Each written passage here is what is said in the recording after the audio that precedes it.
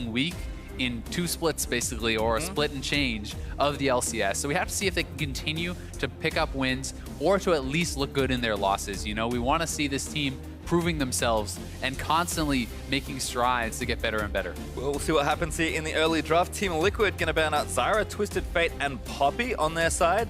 And there's Camille, Rengar, Echo Fox with LeBlanc likely to come.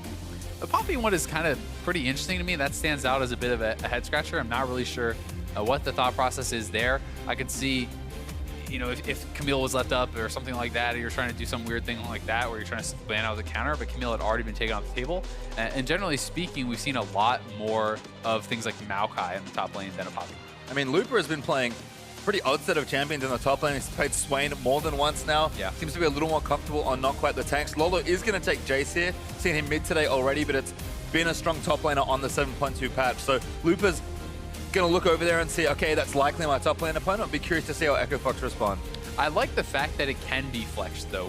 We only saw it flexed for the first time today in the NALCS, but it worked out pretty well. In LCK, it's flexed actually quite a bit, and I think that is some untapped power that we have not really seen from the champion, right? If you can get yourself a really good matchup in the mid lane by flexing this around, I think that teams should be willing to do that, should have the ability to make those moves. Yeah, 7.2 has been all about lethality so far, so Jayce first pick now going to lead to that pretty easy Varus first pick there for Echo Fox. Team's going to trade off some early power picks. We'll see what Akaadian has in mind, though, as far as his picks go. Froggen's got a big smile on his face, as I think Akaadian's having a bit of fun. And there's the Kha'Zix that we kind of expected. Yeah, I think he's trolling Froggen a little bit. Those were kind of the Froggen specials in relegation, actually. Froggen brought out the Lux, brought out the Vladimir when he was like the hometown hero, you know, getting them the wins. So pretty quick picks back from TL. We talked about comfort picks for ReignOver. Olaf, this is his 3rd straight game on it, even though they did lose 2-0 yesterday. He actually looked good on Olaf both games. I think he was a strong point for the team. Jhin coming out here for Piglet, pretty standard. Yep, seems like the next best AD carry, so not going to get pinched there. Maokai now locked in for Looper, so it is going to be tank versus Jayce matchup. We've seen Jayce handily win a lot of these matchups and smash in some instances as well. I think Echo Fox is going to look to absorb that as best they can, and no one wants to get picks taken away from them here, so curious to see what happens in phase 2 of bans. And the question is always, great, you won lane as Jayce, now what can you do about it? The Maokai, we know what Maokai can do in team fights. What can you get done on the Jayce? Can you get enough of a lead for yourself that you're drawing lots of pressure, that you're taking down turrets, that you're having 1v2s, or you know, allowing your team to get objectives elsewhere? If you can't, if you just have 30-40 CS lead, it doesn't actually matter. The Maokai is happy to play a little bit behind on gold, has much more impact to TP flanks and straight up team fights. Yeah, certainly does here, as there's a Cassiopeia ban actually from Echo Fox as their first. Team Liquid, we'll see what they're looking to do here with their first ban. Wouldn't be surprised to see Echo Fox continue to target GoldenGlue in the draft here. He really has been the weak point for TL, or at least one of them. I mean, Piglet, a guy who's a world champion, but he's been a pretty weak point for TL here too. That said, a lot of teams are targeting GoldenGlue and having quite a bit of success doing that. Well, Anivia ban from Liquid, so mid laners trading bans so far. What's Echo Fox's final ban of the draft? So taking their time with this last ban in phase number 2. Gotta show that respect to Froggen, man, and he has this really unique champion pool. He can also play the meta stuff. The fact that he's drawing bans on things like the Anivia does give them more flexibility in other areas, can open up picks for his teammates and allow them to succeed that way, but it's going to be Karma taken away, and Matt had been playing Karma a lot lately, so this is really just kind of a targeted ban towards him. Yeah, and Gate, we've seen, is a very flexible support player in the current meta. Took that Camille, of course, into support. That wowed everybody. Team Liquid, though, 10 seconds left for their final ban. Echo Fox, of course, will get first pick starting in pick phase number 2, so very important that Liquid consider everything. You're going to go with another support ban here in Malzahar, so where do Echo Fox want to go with this next pick? And that really is the question, and we're going to find out what they want to leave for last. That is kind of what they're considering their highest priority. Traditionally, you would say, oh, of course, it's the mid laner, but there has been a lot of flexibility around support picks that can sometimes give you an edge or are situational depending on what your opponent's full composition is. Things like Taric have really shined as later picks in the draft sometimes if it's going to fill out pretty well, but it looks like it's going to be Tahm Kench support. I think that works quite well, but it's not like there's a direct counter to something that's already been drafted. Typically you see Tahm Kench against things like, okay, there's a Morgana or there's an Ashe or whatever. They hit their CC, I eat them. It still does work in this case, but it's not as clear of like why they're picking it. Yeah, just wanting to keep Keith a little safer there perhaps. As Matt has had more of a specific champion pool. We've seen a lot of his karma recently. Also, his Thresh has been back, so it feels like he wants to be back on more of the lane bully and playmaking champion, so that's what they'll pick here. They're going to have to finish this bottom lane unless Jayce is flexing, so what do Liquid want to show here as far as their completed duo versus the Tahm Kench Varus? Well, and now that you draft the Thresh, you kind of drafted what Tahm Kench wants to do for him, right? So you have picked this champion where if Gate stays back, Keith can kind of get hooked all he wants. He's just going to keep getting eaten up by the Tahm Kench, taken to safety. And one of the weaknesses Equivox has had, I mean, Keith has been playing much better lately, but he's still been getting caught out a lot. And this does kind of help to shore up that weakness. It gives him a little bit of a safety blanket. It does, and excuse me, as Jhin was picked, of course, for Liquid. So Corki's actually the final pick. Very safe blind pick mid laner here. We'll see what Equivox respond with. Froggen kind of knew this was coming. They could have taken it for themselves, but opting to give their mid lane the counter pick here in a world where mid picks are often really falling down to 5th, 6th, 7th overall pick. We are still in a world where Ryze is available. Oh, that's as all last pick. So I guess that's what you do. Yeah. Never before. Yeah, that's actually insane to me. Yeah. I mean, obviously I didn't think of it because I assumed in my mind Ryze had already been picked or banned, but yeah, last pick Ryze. Ryze is really, really strong. It's kind of funny because generally teams would draft that super early, but GoldenGlue has not really been playing Ryze. He's been playing, you know, like Orianna and Cassio and things like that. So Equivox is actually kind of just able to leave that till later. Still, that said, I do think that Corki can match up quite well against the Ryze as far as champions go. We saw this matchup in the previous match. Bjergsen going up against Huhi. I think they did play that match out, so definitely can go either way. I don't think that it is super Ryze favored.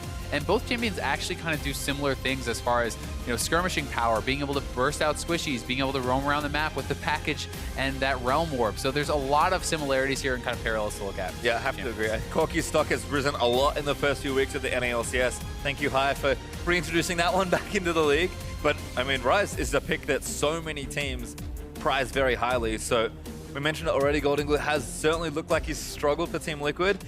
I mean, drafting can be tricky in general, especially when the system has changed so much, but you also have to draft your players, and Equivox being able to take Ryze that late is a huge boon for their team. Yeah, definitely. And I would say another thing kind of nice for TL, though, is that they have Jayce for Lourlo, and Lourlo is a guy who has shown the ability to carry, who has shown the ability to get advantages.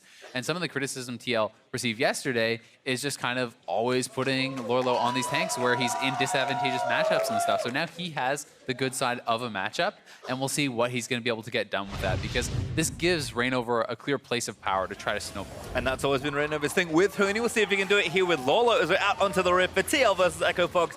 Game number 1. Equivox have been on a tear recently. See if they can continue that momentum today. Well, Fox is looking for the 5-man stack. This is basically 9 times out of 10, nothing happens in situations like this. But the one time that they go in and they try to ward the red buff, you can actually get first blooded. So we'll see if ReignOver does go for it. Not willing to go all the way up in there because they haven't spotted anyone else anywhere. Oh god, they're oh no, Lourlo gonna get locked down. Akaadian looking to follow through. Lourlo's gonna flash in, but the exhaust is down. Looper, so we're gonna slap away, and there's first blood. Well, 9 times out of 10, but they got this is why you do it. This is why you go for those 5-man stacks. Most of the time, nothing happens. The players recall. You really don't lose anything for it. In this case, Lourlo, yeah, let's snowball him. That's going to go great. Now he has no flash. He just gave him first blood, and all it cost them was an exhaust and a little bit of their time. Yep. So pretty fun stuff there. Akaadian once again collecting first blood for his team. His hit rate's still nice and high. It's actually comical at this point. Like, no matter what happens, he just somehow manages to get first blood. It's the mark of a good player. Knows how to secure a kill or two. As Akaadian. Save those abilities. That's the key. Exactly. Let your team get them low, get them in the queue. Kha'Zix mechanics. It's also going to feel real bad for Lourlo right now because guess what Maokai's good at? Gank assist. And now he's going to be going up against a first blood Kha'Zix, and he's flashless on the Jayce. That's a very easy target for the Kha'Zix, who's also starting bot side, could end his path top and look for an easy kill, try to snowball this against Lourlo. But Looper needs to keep his health up there. You can't afford to get chunked out too much, or those ganks can kind of turn awry. Kind of a funny trade to watch. This bottom lane, Matt gets a play in onto Keith. Remember that Looper did start W level 1 to secure that kill onto Lourlo, so funny to see him boldly going in. Colossus procs it, not too bad. Slaps him as Piglet. We're going to get that 4 shot off. You can see the Equivox fans rallying behind their team. Though again, we talk about the momentum. It feels like the fan base also feels the same way, at least for now. Fox just feels like they're building steam as a brand and as a team. They are kind of this team that has had this grassroots fan base that has been building, and people who have been fans of them because, you know, of guys like Rick Fox and how they're doing things, how they're working it out in esports so far. And as this team starts to get wins, that's only going to grow and grow. Well, Keith and Gate getting pushed back in there, but nothing too crazy. Akaadian will recall after red buff. TL did have that ward down from the level 1, so got the information at least. So Lourlo, even without his flash for still half its cooldown, he's able to keep safe. And maybe ReignOver, looking to get something done here on the top side, is here right now, going to cover this Scuttle Crab first.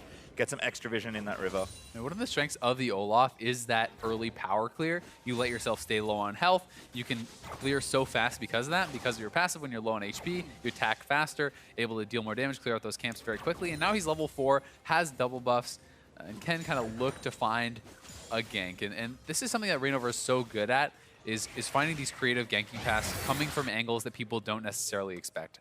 Well, good stuff there, but we did manage to catch up with Jat, who was stage side after the draft with David Lim. Thanks, Pastry. As you mentioned, I did just talk to David Lim, Team Liquid's coach, and I asked him what it was like to start the season so rough. He definitely expected a better start, but mentioned how they've been struggling to match their playstyles, and they had a big meeting yesterday, a mandatory meeting where everyone was very honest in how to move forward. And they eventually decided they needed to react less to the other team and do their game. So you got to see that a little bit in this draft with prioritizing the Jayce pick because they want to play around Lourlo. Not the greatest start, though, while giving up first blood, and it's going to be an uphill battle for Team Liquid. It certainly will, and even with that gank, things moving more in the favor of Echo Fox. So even though ReignOver got behind them, that's 2 summoners blown from Matt, and only the flash of Gate, as well as Ghost off ReignOver, and they get really nothing from it. You know, Piglet was already chunked low, they were down on levels, the gank felt a little bit forced. Yeah, I have to agree though that Team Liquid trying to play their style does make sense to me, so we'll see if that trend continues here. This draft certainly reflects that. You have Akaadian kind of waiting in the brush, hoping that Lourlo gets greedy without his flash, but might be sticking around a little too long for this gank. The thing is, though, it's pushing against Looper, so the minions will come out. Lourlo either has to give up a freeze or move forward, and they're likely going to get the gank. Yeah, looking for it here. Akaadian with the red buff, going in for a Q, knocks him back. Lourlo in so much trouble, and Akaadian wants it again. He's going to get a second. There's almost no way to avoid that. Basically, the only thing Lourlo could have done was play with a massive amount of Sprect, wait for ReignOver to come up there, and then 2-man try to push that lane in. And that's really the only way he would have been able to avoid that gank, because otherwise, Looper can simply freeze the wave against him. He'll fall too far behind that way. So Lourlo definitely off to a bad start, and Akaadian 2 on the Kha'Zix. Oof, that's scary. Simple stuff, but smart stuff certainly for Akaadian, as his patience is rewarded. See, Froggen has gone back, got his early tier, and has been pushing in pretty aggressively versus GoldenGlue's Corki. He went back as well. Has some early Fade components by the looks of things, but Froggen, if he can get things going just like this, GoldenGlue eating the bad end of that trade. And for Froggen, all he needs to do is keep the Corki in lane right now because his side lanes are doing well. You can see all the potions are off Piglet. You know, they have the HP advantage in the bot lane. They're winning in top lane. So things are going good. They just need to kind of track your opponents at that point. If your teammates are already doing well, you don't have to be the superstar. Well, Froggen going to recall again and probably continue to build up those mana items. We'll check in once he does get back to the shop. Meanwhile, in bottom lane, looking pretty even as far as that CS goes. Piglet and Matt certainly looking to play aggressively with a lane like this. Gates, Tahm, Kench will deny a lot of that all-in potential that you mentioned in the draft. But maybe if ReignOver comes again, or maybe if Akaadian comes down, we could see the scales tip there as well. Yeah, remember, Matt is flashless, and obviously the big ticket target would be Piglet, but if Matt moves too far forward, you're happy to take a kill on a support like that. And this is going to be key. If they actually try to do this dive, this pretty much must work or they are screwed. It's 2 level 6s, just got level 6 on Looper, we'll see how he plays. Looper can read it, pops the ulti up, the ReignOver's here, dodges one, Lourlo in tower, that's really bad news. Flashes out of the way, but Looper flashes to save himself, and ReignOver now taking cards, he's dead. Disaster. That is complete disaster. GoldenGlue's down here, but Froggen's here as well. Oh god, they're all dead. Akaadian's gonna ride in as well. Surprise, there's the Kha'Zix. No, he's not needed. Lourlo though is gonna go down, and Akaadian trying to track the final kill. Doesn't go for it, but Fox, that just looks so simple. That is just a disaster, and I mean, ReignOver and Lourlo, they are essentially making the call that we're so far behind, this must happen. We need to get all this CS to be denied to the turret, get a kill here. They were both level 6, they were moving up on a level 5 Looper. He hit level 6 right before that gank came through. The ultimate gave him what he needed to survive, and he played that so well. You know, going aggressively onto Lourlo, but really, the turret probably should have been on ReignOver from the start. I don't think it was a proper dive, and here it is once again. So as you can see, the level up does come in right there. That's the minion before they do it. Looper goes right onto Lourlo, forcing Lourlo out. With that, then he flashes away from Lourlo so he cannot contribute. Dodges an axe there from ReignOver. ReignOver goes down, and this is just terrible for TL as they are so far behind at this point. The Akaadian couldn't quite ride the portal all the way in, but Froggen follows GoldenGlue with the roam. Ryze is very mobile when it comes to getting into lanes once he's roamed up there. And Corki is as well, but he needs the package to get that done and didn't have it there. So that went completely pear-shaped for TL. And I mean, Froggen had lane pressure. He had the advantage. You talked about it earlier, Pastry. He's shoving GoldenGlue in, and having the lane advantage there allowed him to get to the top side, allowed him to make that roam. And you know, speaking of split push for Lourlo, well, you have to be quite a bit ahead of your opponent to actually be able to really bully the Maokai. And at this point, I don't really know that he's ever going to get there. Yeah, we always talk about kind of tanks outrunning carries for a good portion of the game. Loop is off to a good start. That's usually a bad sign when the tank is already much tankier than you anticipate early on. I like this proactive move, however, from TL. Looking to steal away the blue buff from Froggen, who is on a recall timing. So that's a nice takeaway. Little victories do matter in situations when you are behind, but 4 kills up for EchoFox. They've been aggressive since the season started and not looking to slow down anytime soon as Akaadian's going to take the buff back as well. They're trying to get more here, though, as they know Akaadian is topside. They're going to look for the dive here. Keith in trouble. Gate's going to try and eat him up. They can't see the rest of them, and now they have to bail. Keith is going to get eaten up by Gate. He flashes out to safety. Hook's going to go wide. Jhin ulti's going to get absorbed on a Tahm catch, and Gate, he's having a laugh about it. Gate played that so well. They were trying to bait out the Devour from him offensively or make him use it earlier defensively. Keith, oh, the Q doesn't land. GoldenGlue couldn't get an auto attack range. Keith looking for the axe. Gets the heal off as well, but he wants to keep going. Going to miss that skill shot. Gate, though, looking to go down as Matt finds the hook in, but Froggen's here as well. There's one. GoldenGlue finds the missile for another, but Froggen is looking to play Janitor. Exhaust down in onto him. He's going to keep moving. Realm Warp to try and make a little bit of space, but he's snared up as Froggen is going to get him. Piglet manages to take him out. Gate and Keith, you played that so well. You get out, and then they stay around for the taunt spam. End up going both of them down, giving up a turret and their mid laner's life. I mean, that's karma, if anything. Yeah. I mean, that's what happens when you get cocky. But seriously, this started off so well for Fox. You know, Gate was so smart to hold onto his Devour for such a long time. He waits till all 4 members are there to basically deny the most possible damage. Now all 4 are there. He eats him up. He jumps back with the flash, and this is perfect. All they need to do is back off, but they're hanging around. You know, there's still 4 members here. You're still in a position where you can easily get redove, and they just do not respect that. They end up giving up 3 kills and a turret in the long exchange, and that is pretty unacceptable play, honestly, from the EchoFox bot lane.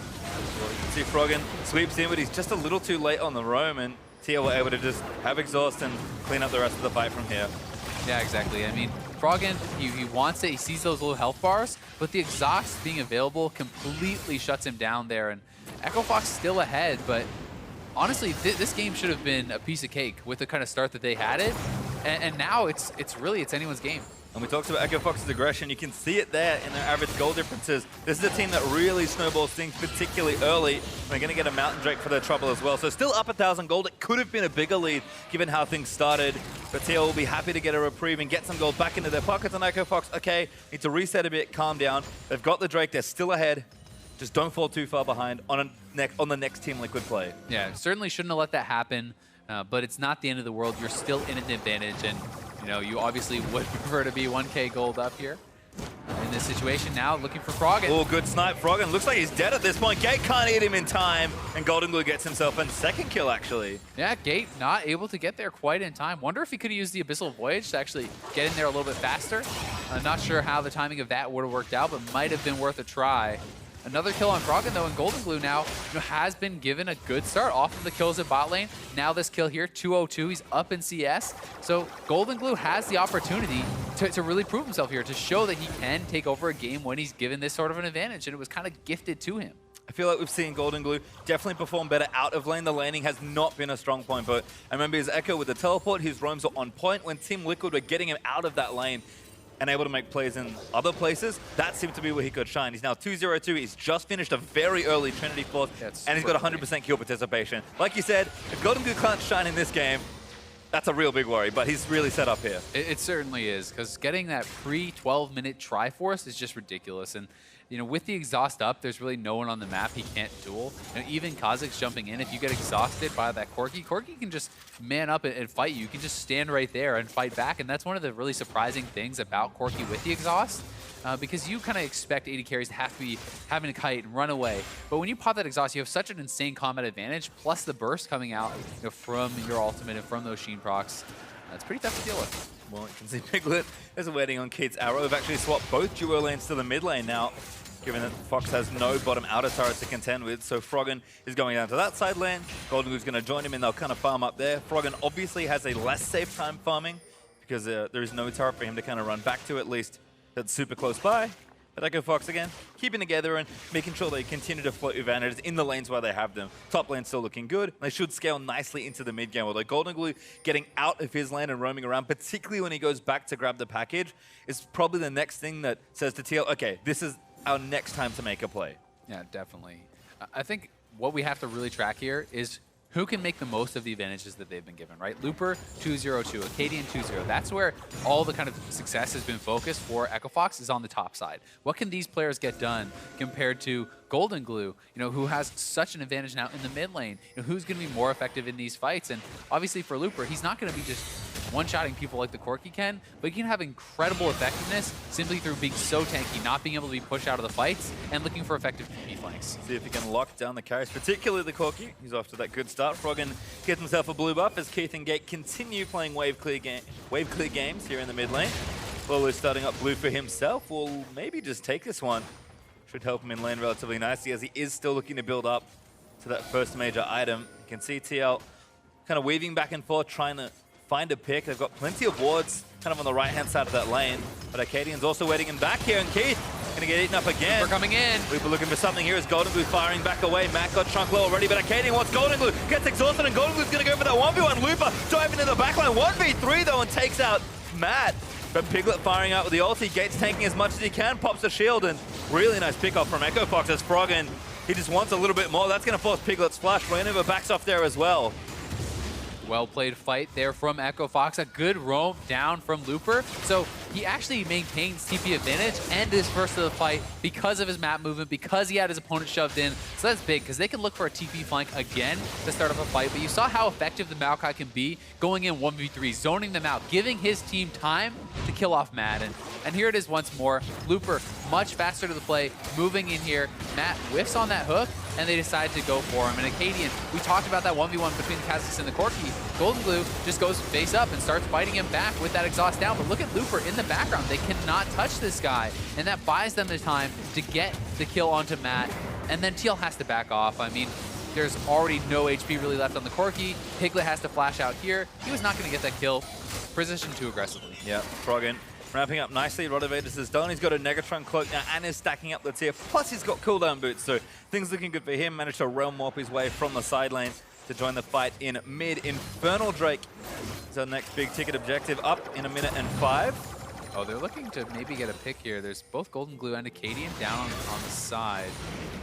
But there is a package on Corki, and he's very safe right now. Going in for Froggen. Froggen going to snare him up. Here. He's going to keep fighting. ReignOver is going to force the flash out of Froggen. Akaadian wants it, but decides maybe it's a little too much. And now Gate's going to join in with the Abyssal Void. He's brought Keith with him. Ulti up, and Varus is going to find ReignOver, who doesn't have an ulti, and that's an easy kill for Kha'Zix. Beautiful rotation from Gate and Keith there. The bot lane using the Abyssal Void. We talked about it earlier. Great stuff from them as they make that play happen, turning around on ReignOver, now looking for the Realm Warp. Yeah, GoldenGlue is like, I don't really like this. The rest of Echo Fox pop out. Get his flash. Great trade. And they're going to get a summoner and stop the push in mid, so things looking good there. Piglet again firing up a couple shots. Oh, Keith! As now Keith has to flash behind Froggen. Looper needs to get in front though. Able to get there, gets himself hooked. Fox is no bueno. Gate able to eat him up. It's Froggen. Oh. Echo Fox, I will say one thing. Counting's been a little off today. Oh, God, no! And very off there. It's two Piglet tanks there, come on! Somebody! Poor Keith. Just magnetized the skill shots to his forehead. Managed to get himself picked up and give TL the Infernal Drake.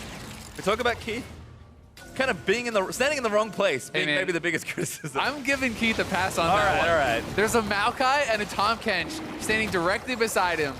No one's blocking his recall. Still, was a greedy recall, and will mean the Infernal is going over to TL. A little bit sloppy stuff there from Echo Fox, no matter whose fault it is.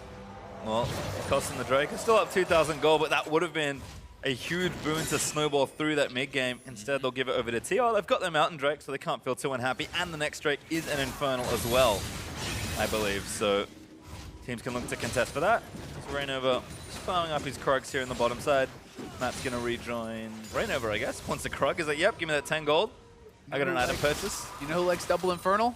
A team with 380 carries, essentially. Seems pretty good. Seems pretty good to get it for your Jayce, your Corki, and that Jhin. So definitely something that they're really going to want. And Echo Fox is going to need to take that away. You can't afford to give up double Infernal Dragon advantage. Even if you're up some in gold, the amount of combat power that gives a team composition like this is insane. And that just keeps on scaling with your items. So all the way to 6 items, Infernal just gets better. Well, next one's an Ocean we've been had. But the first one is certainly good, and if they can get another one, that will look fine as well. GoldenGlue still splitting his way in the top side. Just going to shove these minions down. Level 11 looking nice and powerful as ReignOver pops his way back into his own jungle. Trying to get some efficiency on the pathing. And GoldenGlue's going to leave. Actually, Echo Fox are collapsing. They've been spotted, but here's the Realm Warp. That's a long one. Trying to cut him off with the Abyss of Voyage as well. Akaadian going to start it all off. Big damage there as the Exhaust is going to get put onto him. Snipe's looking good. GoldenGlue does get licked by Gate. And there's the kill for Tahm Kench. Great Realm Warp and really clever play there from Akaadian. Instead of jumping in on his opponent, he uses the ultimate, sneaks in, gets his damage out, then hops to safety, and doesn't greedily go back in for the kill. Lets his teammates finish it off, stays alive. They will get the turret here too. And with Akaadian having that Ghost Blade, it gives you extra mobility to kind of maneuver around in that ultimate and sneak up on people like that. I really want to see if he's going to go to a Dust Blade and go full lethality, full out Kha'Zix damage, because that is pretty fearsome now. Yeah, we've talked so much about lethality and the changes to AD carry and top laners like Jayce. We've seen Graves today already from McSmithy trying to abuse the power of that mechanic as well. But Kha'Zix, a champion that was already played but didn't go these types of builds. So kind of cool to see the change. I also watch this play again. Yeah, so clever and patient play here from Akaadian. That's what I'm talking about. He goes in, gets the damage, saves his jump, and gets the exhaust out while essentially securing a kill for his teammates there. So I think that was really cleverly played by Akaadian. Far too many people probably would have just hopped on in there, and maybe they live, maybe they don't, but it would have at least cost them a summoner or perhaps their life. I would have hopped on in there and died instantly. So would I. Smart play from Akaadian. As still looking to push things down. Both mid outer turrets actually still standing, so kind of going to have a battle for these. You can see TL's turret still pretty healthy at about 60%, but it's kind of funny to see the duo laners sticking there for as long as possible. Trying to do what damage they can. Froggen, in the meantime, happy to operate in the side. I've seen a lot of this, I think, mid-game rotation from a lot of teams. Bottom tower is usually the one that ends up going down quickly because of how much aggression and attention's being put down there. And we even saw sideline Cassiopeia from P1 yesterday. So mages are really getting their farm in that mid-game from the side segment of the map. And I think both Corki and Ryze and their bat mobility does help if that's the kind of thing you're doing. Yeah, I certainly think it can work, and it can be pretty safe even on some of those other champions as long as you have the ward coverage, right? You can't just have your Cassiopeia kind of wandering down a side lane if you don't know where the rest of the team is, if you're not protecting her with those wards, but as long as you know where the teammates are, you can be safe to position on whatever. Keith needs to watch out. Lourlo looking for the poke, but they're going to turn this. Just going to get the damage in. GoldenGlue over the top. Little too far. Oh, he canceled. Now Luca did cancel that TP. Now going to actually walk over and join his team. Echo Fox maybe looking to restart the fight at a more advantageous time. Yeah, Looper has flash and is around the side. He could look for it. I think he wants it. GoldenGlue? Nope. No, GoldenGlue's okay. Lance in there from Matt. Going to keep him safe. Now it's 10 people in the mid lane. The outer turret's potentially threatened here, but I think we'll just have some wave clear and everyone's going to back off to the lane assignments. Unless Froggen's got something really sneaky planned. But instead, it's Froggen. He's going for the side lane. Yeah, he's just going to shove in the side wave, make someone come over here and respond. Because bot lane is pushing already for Echo Fox, so they want to maintain control of these side waves. Force someone eventually to go down to the bot side, now forcing someone to come up to the top side, continue the siege in mid lane, but have pressure mounting on the sides. And they do have, between the Tahm Kench and the Ryze ulti, pretty staggering amount of team mobility. Echo Fox have been using it well. Keith eats that skill shot all by himself. But Gates there just to make sure nothing bad happens, and TL knowing that's going to wait on the Jhin ulti for now. And Edge of Night Ghostblade already done for Piglet is a good sign. He's had a much better landing phase. He's been the recipient of a lot of kills towards the early mid-game, and lethality, 80 carries are pretty strong. We'll see if Piglet can finally have a big carry performance under his belt on something more meta. He had the big Twitch game, but he hasn't had a big standard 80 carry game yet. No, he certainly hasn't. He is also in a pretty good spot to go off this game. You definitely can be incredibly strong with these lethality builds. Your ultimates do massive amount of damage, and that 4-shot crit is pretty insane on anyone who is a squishy. Look to see Piglet go into the Duskblade. Wouldn't be surprised to see that eventually for Keith as well. Both these AD carries are probably going to have pretty standard, similar builds. It's something that can be pretty frightening. I think you were also correct about Akaadian going a similar route there. It's got another serrated Dirk, so yeah. I'm pretty excited to see Duskblade Kha'Zix potentially. They tend to go, a little tankier on the Hex Drinker, maybe Tiamat if you want a bit of extra damage, but this is significantly further on the aggressive spectrum, which I think does suit a player like Akaadian. I really think it does, especially you can play it more measured, right? If you are kind of more tanky build, if you're like the Black Cleaver, Hex Drinker, that kind of stuff, you can jump into fights more aggressively. This, you have to play it more measured, but when you find that correct pick, that right assassination, you can legit insta-kill someone, like almost no reaction possible. It's pretty ridiculous if you do go for the Duskblade. He could be going Edge of Night here too, which does have a little bit of that defensive component. You hop in, it allows you the chance to actually absorb a hook or something. Surprise! Matt though locked down, and that's a nice Varus ulti from Keith. He's been on the money so far, and Keith's gonna ride them in. TL busy getting Ocean Drake, means they get someone picked off, but not the worst trade to make. It's Team Liquid happy to take their second objective there. Realm Warp though is going to find somebody. ReignOver forced to get out of the way. Keith still firing away as GoldenGlue does get good damage on, but getting Akaadian. Blast cone the way over. Looper claps his hands together and Lourlo snaps Keith. Lourlo though going to go down on the other end as GoldenGlue's trying to kite back away. EchoFox's tank's looking good. Akaadian's going to melt him down as Froggen collects the next kill. Get a couple kills there, and this means they're going to get the turret here too, so it's a trade of a kill for a dragon, but it's what they get in the extended trade that matters most here, because they're a member down, they're too close, they're getting caught out, and these global and semi-global ultimates are working so well for EchoFox. Use of the Realm Warp, use of the Abyssal Voyage has been on point for EchoFox. They get a pick in the mid lane with one, they get the kills and the turret in the bot lane with the second, so great stuff from them. I like this trade though from TL. They're going to take the mid outer, which is always a critical turret to get.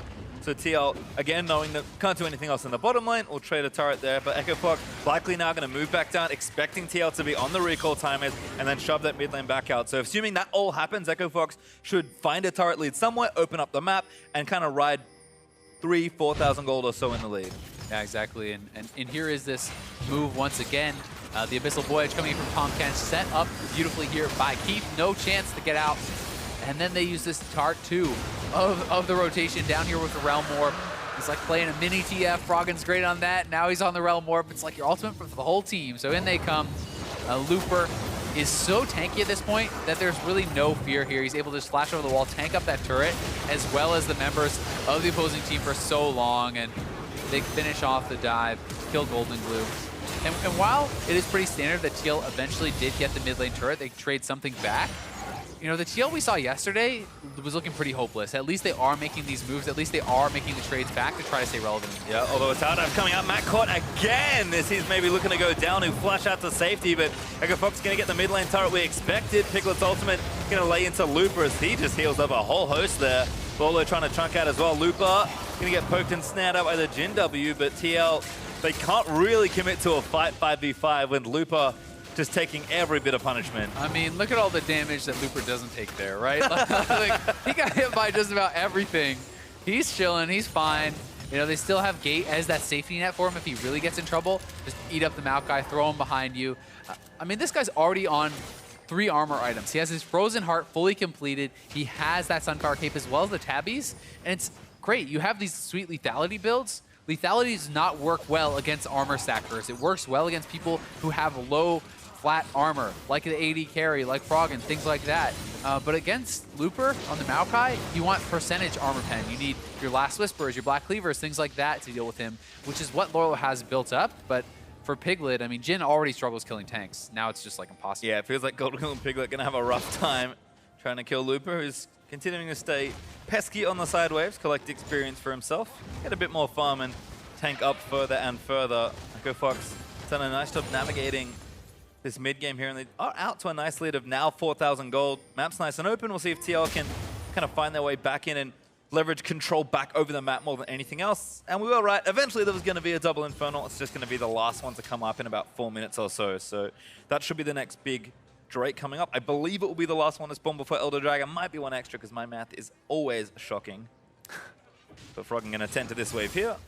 And again, continuing to play the side waves. EchoFox in general, we complimented their macro play. Seems like it hasn't really missed a beat. No, definitely hasn't. It's also encouraging as an Echo Fox fan to see that Looper is finally getting involved, right? Looper has not really had the kind of games you would expect.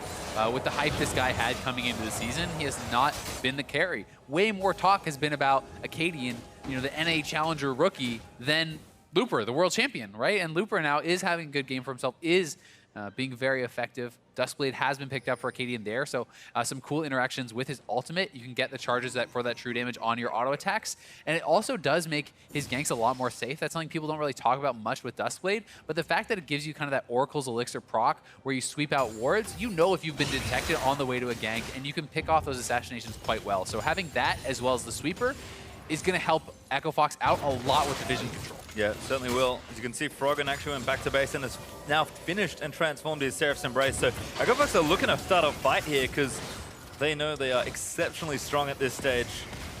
We'll have a buff to fight over in a minute. Oh, 10. Keith hooks though. Gate there to save him. Akaadian's leaping in towards Lourlo as well. That's going to be the Realm Warp. We're going to chase it down. It's just Froggen this time. As Loop is going to force the box out of Matt on the left side of the play. And Baron, of course, the real big objective here, 28.5 minutes in. GoldenGlue going to fire poke in. They've got Jayce to add to that as well, and Piglet. So Fox have to be very careful starting the Baron when TL can freely poke them off it. Yeah, they definitely do have to give some respect to that, but just the threat of it means that they can turn for a fight, and that's probably what they're looking to do here. They don't want to rush it down. They're going to go for the fight. ReignOver gets got. They've got ReignOver. He actually ultis out. They're going to clear out that control ward now as well. Keith, oh no, that's Skillshot City. Looper's like, no, not again. I'm going to stand right on top of you. And Keith's like, I'm going back to base, friends. There's the honey fruit there. He could have actually grabbed that up and probably healed up to a respectable amount to stay around. This is even pretty clever, just rotating right back to defend their turret as they had been kind of out-moved. I've really liked Gates' play a lot this season and this game in particular. Even all jokes aside, drafting the Tahm Kench to help out Keith, who has been getting caught a ridiculous amount, you know? Maybe Keith without Tahm Kench, not so hot. Keith with Tahm Kench, maybe he's like Bang. You know? Maybe he's Uzi. I mean, maybe.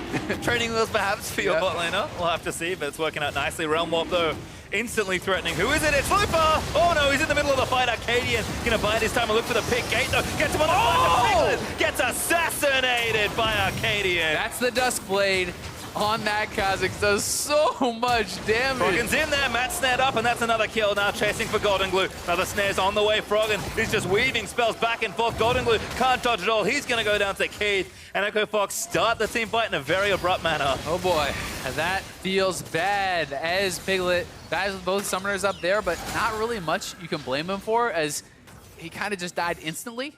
And as for GoldenGlue, you know, we checked in last with him when he was 2-0-2. He was up in farm. We're like, oh, okay, you got everything you need to carry, buddy. Hasn't been going so well for him since then. He's died 3 consecutive times, has not really seemed to be able to get involved in the fights in the way you would like him to. And Infernal Drake did go over to Echo Fox, and that's going to help them do this Baron. This is a very bold double play looking for Echo Fox. I mean, TL, I think you're right, they can't really get a look in for it, so just smart macro play again from Echo Fox, taking the right objectives, knowing that we can overreach and take 2 safely, and all of a sudden, they're not just out to a big gold lead, they have so much power in these objectives. Echo Fox just looks so good. Like, they actually just look like one of the best teams in the league these last few games, and here it is again. All the focus on Looper, still doesn't die. Look at this damage. What is that? That's Kha'Zix. That's 7.2 lethality, baby, as he goes down in a hurry. And then Echo Fox on the chase down are able to grab another kill there. Eventually the Baron here too after the kill on the GoldenGlue. And Echo Fox so proactive, so aggressive. They are playing to their composition strengths. They are using the semi-global ultimates better than I've seen any other team use them, really, with this combination with the Tahm Kench and the Ryze. It's been so nice to see. And I do want to go back to what you were saying earlier about Loop, because I agree, Echo Fox have just been playing better and better together, and it just feels like Looper needed time, you know? He's not a native English speaker, he's a Korean. He's probably learnt like a little bit here and there because he has played in foreign leagues before, but it just takes time to integrate a player into your team, particularly when English is not their first language. So whatever's happening for Echo Fox as far as building the team synergy and chemistry, it's clearly paid off. Not just for Looper, who looks way more on the same page, but for the whole team. I'm also just having a little laugh watching Keith. You can see his double bodyguard squad, you know? Yeah, there's one for Froggen as well. Yeah, whoever makes mistakes, Froggen has the Seraph Stoke. Keith eats another shot blast from Lourlo, but could be trouble here. Looper actually going to get shut down. Just took too much damage. Gate's going to try and run his way out of it, but the last bullet's going to hit Keith. Oh no! Keith knows to pop the Ghostblade and run away. GoldenGlue's going to flash for him as Keith follow flashes. Akaadian might be able to pick off a straggler here, but they have to be careful. Keith bomb plants away now. Akaadian's in! Huge play sniping out GoldenGlue. This guy, what can't he do? 7-0-3 on the Kha'Zix. Akaadian, game in, game out, has been dominating. It's so impressive to see a rookie with this level of consistency on the stage. It's incredible. And he talked about it. He doesn't want to come into the LCS scared. He wants to make plays, and he has just been making plays game after game after game. A huge scoreline on the Kha'Zix, still building full damage and lethality, looking for those squishies that TL have plenty of on their side. And that completely stops TL's play in their tracks. It does. Some signs of life here, though, for Echo Foxes. They do, even with this safety ring, they seem to be kind of struggling to actually have it lined up right. There's not really a reason for Froggen to be getting hooked there. Then the Maokai gets pulled into 5 plus a turret. Even he cannot tank that up. Keith does eventually get out with the summoners here. And as GoldenGlue commits, Akaadian lurking on the side, waiting for his opportunity. And here it is. As he comes up, boom. Everything lands. W before he jumps. So that lands as he comes in with that hop. He has the reset, so he's safe to get out. Really nice stuff. And now, with the Edge of Night completed as well, he's got the trifecta of lethality items. Plus, he has the spell shield, so he can jump in more aggressively without the worry of getting CC. You can see Froggen and GoldenGlue doing battle again in a side lane, but Echo Fox get to places around the map awfully swiftly. Gate's Abyssal Voyage, so GoldenGlue knows that there's likely more than just Froggen here, so TL will reinforce with Piglet and Matt. Hook does not land. Keith just eats a bit of poke damage instead from Deadly Flourish. And Froggen's going to back away, hit the recall button, and Echo Fox, they do have Baron, of course. Play had to stop a little bit because they got caught for that initial siege, but they're going to have it on their members for a little while longer. We'll see if they can do some additional damage or if it's just kind of a wash as far as the buff goes and they only collect the gold. Because they haven't grown their lead in the last few minutes, and TL have done a good job at least stalling for a little bit. They have. They have stalled it out, which is nice for them. But the problem is kind of, it's like, normally, if Echo Fox was the one stalling and this much down in gold, you just feel like, well, they got the Maokai, they have the team fight, right? And it's kind of their opponents that are in this really tough situation, their opponents that needed to kind of push the pace. And now TL is going to have to play the team fights exceptionally well. They're going to have to be able to kite it out, play it really nicely. And here is those ultimates. Surprise Froggen again. Gate actually can't quite lock him down. So he's just going to tank up the W. Lourlo is forced to flash though, and Froggen's ultimate not on a super long cooldown with all the CDR he's built up. He's also got a Guardian Angel. And even poor ReignOver can't withstand the damage. It's coming here. Akaadian with another snipe finds Piglet. Does hook him out of the air, so the shutdown's going to come for GoldenGlue, but they're knocking on this inhibitor turret, and it's going to go down. ReignOver might go down with it. Gate is going to eat him up, and that should be another kill. He falls, and Echo Fox lose one, but they're going to trade for 2 plus more. Yeah, and Akaadian did go down there, but Piglet's already dead. ReignOver's dead, and the base is cracked. They're just still going. Froggen's going crazy. GoldenGlue's dead. Gate's able to kill him again, and Froggen's just going to lock down one after the other. This just might be the steamroll forward. The Echo Fox hype train just picking up so much momentum. They might try and close it out.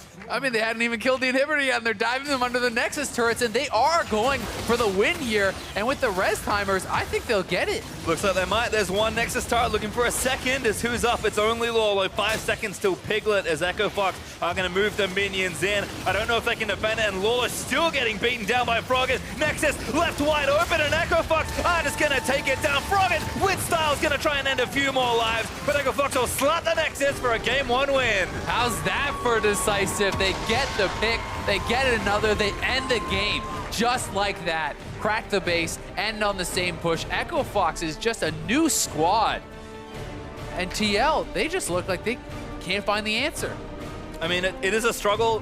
Things are looking a lot better there on multiple fronts, and it does feel like what we heard from their coach, that they do, just need to do their own thing, makes sense. You've got strong players, put them in positions to succeed, but Echo Fox just a step or two ahead as far as overall talent goes, as far as map goes, as far as synergy goes. They've just really had it all. And as they continue to get tested by bigger and better teams, the question has to be, how good are they? Who can they be? Maybe looking at Cloud9, they'll have a match in probably a few weeks to play them and say, hey, can we beat these guys? Can we contest? Because they just look so good. Yeah, I think it's really tough to say, but I think Echo Fox actually plays Cloud9 tomorrow. Hey! So, hey, you don't have to wait that long. But I mean, it's one of those things where they keep seeming to be up to the test, right? At least so far. It's only been a couple games in a row, but they have looked so good. So many positives to take away from that game for Echo Fox. For TL, I think you kind of have to just reset, and whether or not it was the fault of the level 1, I think you just want to blame that game on the level 1 just for like, you know, mental health there and just say, hey, you know what? We got a little bit unlucky. Lourlo died level 1. He got re-ganked because he had no flash off of the level 1. So just kind of say, you know what? It's a throwaway game. Bad start.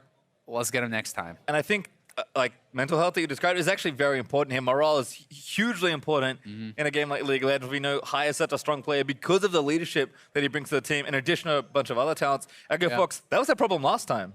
Definitely was, but Piglet, GoldenGlue, both were in positions to succeed. Couldn't pull it off this game. Time to change something up. Certainly looks like it. A lot to break down for game 1, so we are going to throw it down to the analysts to get their thoughts. Thank you very much, gentlemen. We are here to talk about that matchup. Liquid versus Echo Fox, and honestly, I'm a little surprised by disappointed. Yeah, you're right. Disappointed. Sorry. Hey man, the favorites won.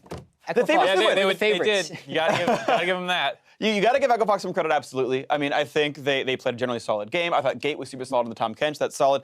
But I want to talk about Liquid because I just feel like it's the elephant in the room, right? Like, yep. Yeah. They had a plan. Really sad game. I got to talk to their coach right after the game. We said this in the side stage as well. They wanted to play around Jayce, so they banned the Poppy and first pick Jayce. Great. And 5 minutes into the game, that was a flaming disaster. I mean, it starts with like that level 1 play where like they throw the Olaf axe into the brush, and then Jayce still gets picked off and dies. And then without his flash, they repeat gank it. Good job by Akaadian, you know, kind of exploiting that. But at the same time, you know, ReignOver is just kind of all over the place as well, and not actually able to get anything done, and just burning his own team summoners basically. Yeah, and we have kind of a highlight package. So this is like, Lourlo shouldn't be that close, right? You wait for the axe to give you vision, but he face checks anyway, and of course he dies. The only summoner used, by the way, is an exhaust, and he uses flash for it, and then it's like, all right, ReignOver's gonna gank some more. This gank was worse though, just because of the offensive summoner spells that were burned for like pretty little effect. Right, see, Matt misses the play, then he flashes in, they blow the exhaust, miss the Jhin W. It's just like really badly played on the side of Team Liquid. And it wasn't just the bot side, this top side dive played really bad as well. It's really bad to start with the Jayce because he can get interrupted. So his DPS drops when he's getting rooted and knocked up, whereas like an ulted Olaf, the Q knockup doesn't do anything to him, on top of the fact that he needs to get in melee range. So they should play that way slower and really ReignOver should start the dive.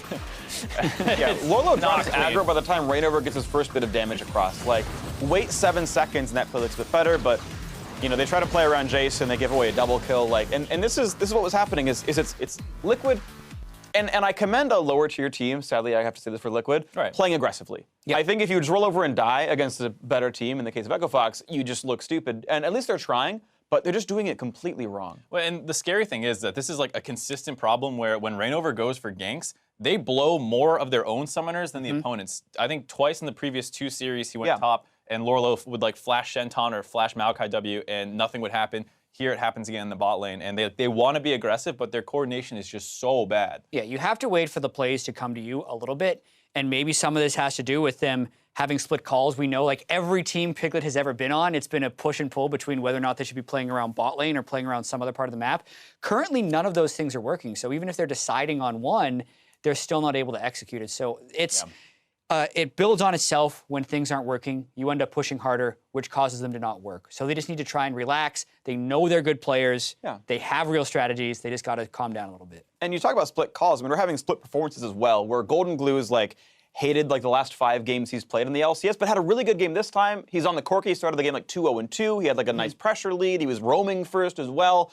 But by the time he roams top lane, 2 people are dead under the turret. And it's like, but you just let GoldenGlue carry. He's ahead now. Like, he and Piglet are like unkilled. I think it just kind of feels almost like desperation. Like you mentioned, this team has good players. They should be winning. And it feels like they know that. And they're like, God, we just got to get a lead somehow, and then we'll be good. And they just keep messing up their own opportunities. And it's been going on for weeks. Yeah, it's true. But I also don't want that to overshadow that Echo Fox has sneakily been pretty good. Really, almost 3-2 now. Looper has been super solid. Akaadian is going off in pretty much every single game. And I'm kind of wondering how many games they're going to be able to win in a row, because they kind of smashed Team Liquid there. Yes, Team Liquid made a bunch of mistakes.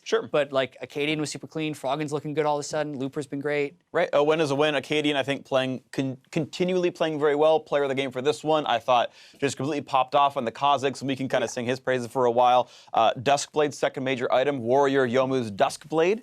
And I think it was interesting. I know we were talking about it off camera. Duskblade over Edge of Night, you're only really blocking 1 spell ever anyway, so maybe the spell doesn't help you. But also just the passive Raptor buff just lets him keep picking people off all game. Yeah, I mean, you can debate which of the two is better. Both have their upsides, and the bigger point, of course, is just the fact that he did carry really hard. He got the free first blood from Lourlo, but then punished him with another gang, and then continued to make big plays throughout the course of the game. Yeah, and Akaadian has taken his preseason confidence and put it into really effective use. And it's crazy because Echo Fox was one of the most passive, lackadaisical teams possible last split, where even when they had advantages, you just kind of knew they were going to lose because they wouldn't be able to do anything with it. But now, Akaadian is being pretty greedy, getting the advantages in his hands, and actually converting it to victories, which for a rookie jungler is very rare. So I want to see how far he can go. Huge props go to Akaadian. So last comment and question I have for you guys is, let's focus right again onto Liquid.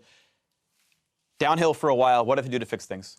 At least in this series, if not the rest of the season. I would rather see them go with this game plan again of trying to get playing around Lourlo a little more. I think this game went horribly wrong, but we've seen in the past that trying to play more around bot side also goes wrong, and I think you got to give this another chance. It's going to be a little bit harder on the red side. You can't set up that Jayce first pick the way that they did in this series, but it's still, I think it's better to do that. Yeah, I want to put Matt on range support.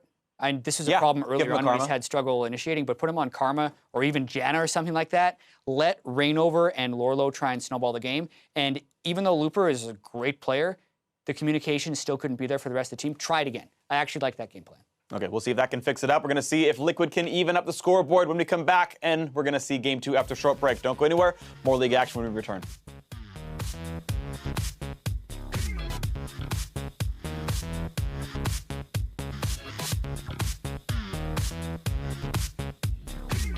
Yep, you don't have time to finish that 1v1. Go, right now. Oh, you bet we do. Oh no, Lourlo gonna get locked down. Akaadian looking to follow through. Lourlo's gonna flash in, but the exhaust is down. Looper still gonna slap away, and there's first blood. Clear defensively. Oh, the Q doesn't land. GoldenGlue couldn't get an auto attack range. ReignOver's looking for the axe. Gets the heal off as well, but he wants to keep going. Gonna miss that skill shot. Gate though looking to go down as Matt finds the hook in, but Froggen's here as well. There's one. GoldenGlue finds the missile for another. Okay. Go Jayce first. Come to me. Yep, Okay. I have exhaust for Corki. Akaadian gonna buy this time and look for the pick. Gate though gets him on the Piglet, gets assassinated. But Echo Fox will slap the Nexus for a game 1 win.